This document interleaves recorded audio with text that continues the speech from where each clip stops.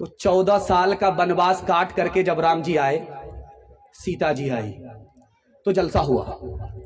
जलसे में फूल माला लेकर के तनवीर जकी जैसे लोग बैठ गए, लक्ष्मण जी एक तरफ बैठ गए।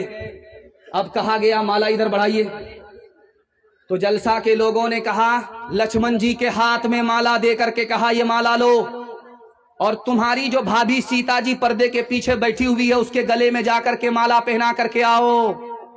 जंगल में 14 साल रही, आबरू को बचाया, ईमान को बचाया, आबरू का सौदा नहीं किया।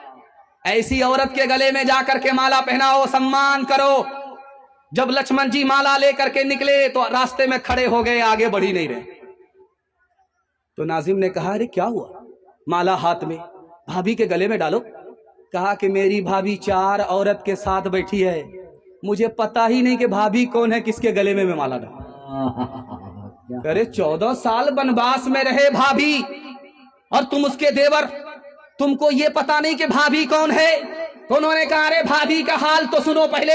वो पर्दे के अंदर रहती थी, पर्दे से बाहर नहीं निकलती थी। जब वो निकलती थी तो घूंघट डाल देती थी। मैंने उसके पैर को चलते हुए देखा है, चेहरा नहीं देखा, इसलिए मैं पहचानता ही नहीं कि मेरी भाभी कौन है। कहाँ गई वो सीता मैया और कहाँ है अब मरियम?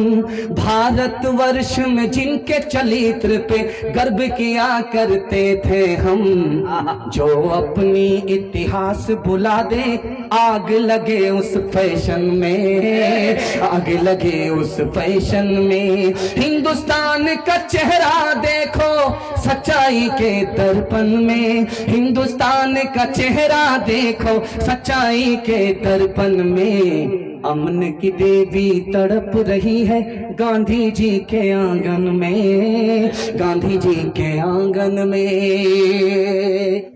जिस्म पर लिबास की कमी अजीब लगती है, मुझे अमीर बाप की बेटी गरीब लगती है।